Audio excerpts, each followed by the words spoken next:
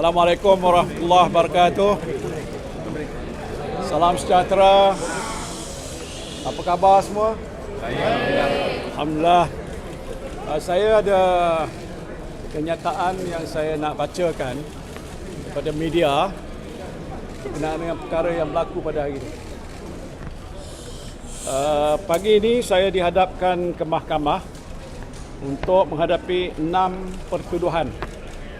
Dan pada hari Senin akan datang ini, saya akan dihadapkan ke Mahkamah Shah Alam untuk satu lagi pertuduhan. Pertuduhan kata saya dibuat di bawah Seksyen 23 Akta Suruhanjaya Pencegahan Rasuah Malaysia 2009, iaitu berkenaan tohmahan salah guna kuasa. Saya tidak didakwa di atas kesalahan menerima rasuah bagi diri saya. Ini kerana setelah siasatan dibuat, didapati tidak ada satu sen pun wang rakyat masuk ke poket saya sendiri sepanjang saya menjadi Perdana Menteri.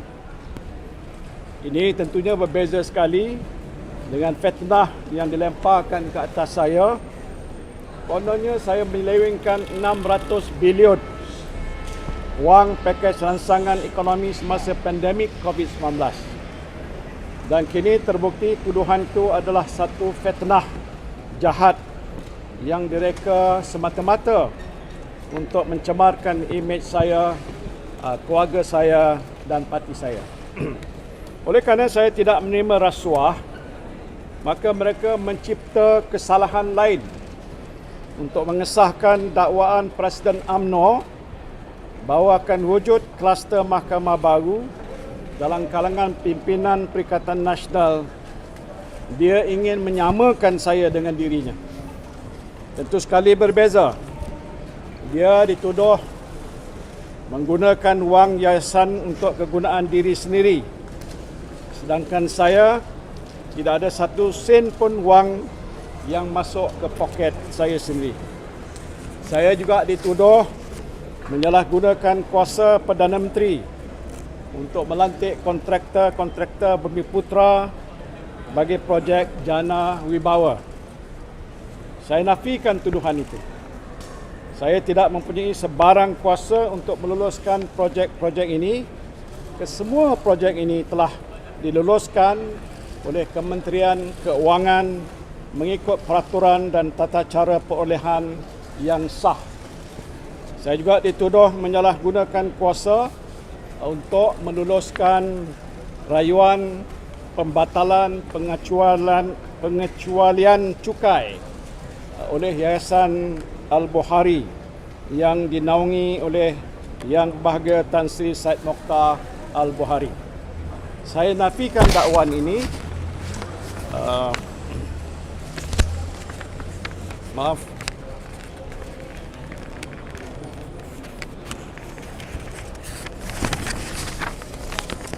Kelulusan rayuan pengecualian cukai ini dibuat oleh Kementerian Keuangan dan saya tidak mempunyai sebarang kuasa untuk meluluskannya. Inilah dua pendakwaan mengakibatkan 7 pertuduhan yang dibuat ke atas saya. Semalam sebelum keterangan saya diambil, berhubung dakwaan saya menyalahgunakan kuasa meluluskan rayuan pengecualian cukai oleh Yayasan Al-Bukhari, saya diberitahu oleh Jabatan Peguam Negara telah membuat keputusan untuk mendakwa saya. Bagaimana keputusan untuk mendakwa telah dibuat sedangkan keterangan saya mengenai belum lagi diambil. Saya dapati keputusan untuk mendakwa saya sebenarnya telah dibuat lebih awal oleh pihak yang paling berkuasa dalam pentadbiran negara sebelum siasatan dilengkapkan. Mereka hanya menggunakan agensi penguatkuasa sebagai alat untuk mencapai tujuan politik mereka. Jelas, pendakwaan ke atas saya adalah satu bentuk pemangsaan politik yang terancang. It is an organized political persecution. Saya telah berkecimpung dalam politik selama 50 tahun. Sepanjang tempoh itu, Tidak ada apa-apa kesalahan yang saya lakukan. Malah saya sentiasa akur kepada peraturan dan undang-undang. Saya tidak melanggar peraturan dan undang-undang dengan sewenang-wenangnya. Pegawai-pegawai kerajaan yang pernah berkhidmat dengan saya pasti tahu sikap dan juga pendirian saya mengenai pematuhan pada peraturan dan undang-undang. Saya terima pertuduhan ke atas saya ini dengan sabar. Saya tahu dalam dunia politik ini ramai musuh yang ingin menghancurkan saya, menghancurkan keluarga saya dan juga parti saya. Lebih-lebih lagi apabila saya berhadapan dengan musuh politik yang amat rakus ini. Bagi saya tidak mengapa, ini adalah perjuangan yang saya pilih. Saya tidak memilih untuk bersekongkol ataupun duduk dengan desakan mereka yang batil. Saya pilih untuk tegak berdiri di atas prinsip yang saya pegang. And this is the price that I have to pay. Saya yakin dengan kuasa Allah dan saya berdoa semoga Allah Subhanahu wa taala mengurniakan rahmah dan inayahnya ke atas saya dan juga melindungi saya, keluarga saya dan sahabat-sahabat seperjuangan saya daripada fitnah jahat dan musibah buruk ini. Saya dan pasukan peguam saya akan berusaha dan juga berikhtiar untuk mendapatkan keadilan di mahkamah.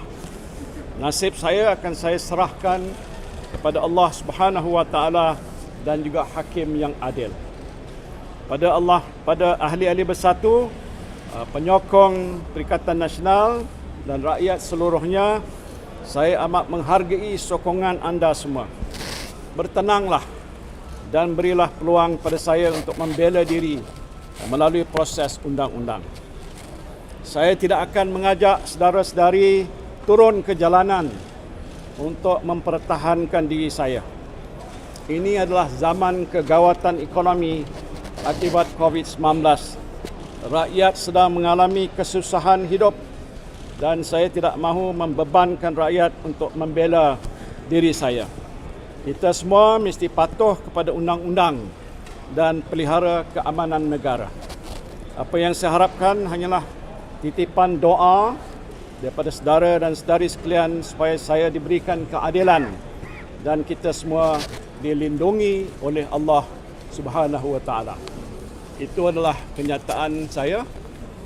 Jadi saya harap semua dapat memahami apakah yang saya hadapi pada hari dan saya akan terus bersabar dan terus berdoa, bersolat hajat, memohon kepada Allah Subhanahu wa taala akan terus melindungi saya dan kita semua dan negara kita akan kekal aman menuju sistem demokrasi yang adil dan saksama. Terima kasih. Sri, macam mana jawatan Tan Sri dekat Persatu? Ya, saya akan bawa kedudukan saya kepada Majlis Tertinggi Parti untuk mereka memutuskan. Kerana saya berbeza dengan Wan Saiful Wan Jan, saya adalah presiden yang dipilih oleh parti. Saya akan serah pada Majlis Tertinggi dalam tempoh yang paling dekat dan apa saja keputusan yang mereka buat, saya akan akur. You have always spoke out against corruption and also keep distance from corruption by yourself. From what? I mean that you have always spoke out. You are against corruption. Against corruption.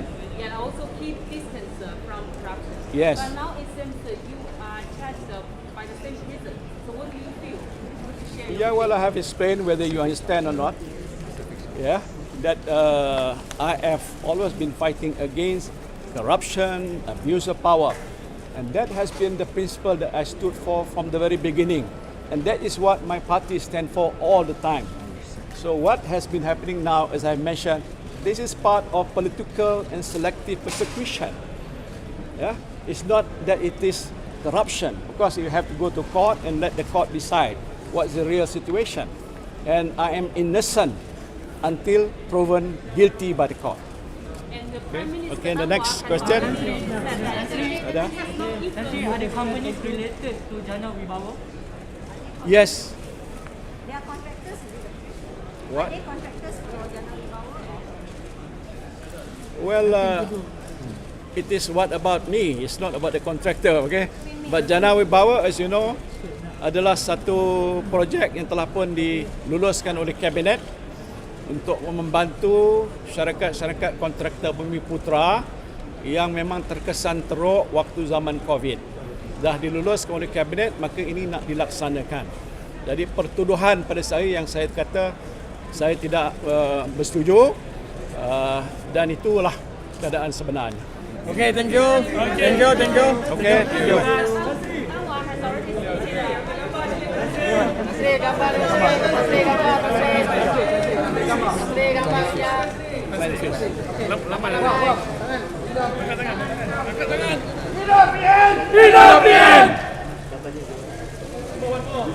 Hidup PN! PN best! Thank you. Perikatan Nasional!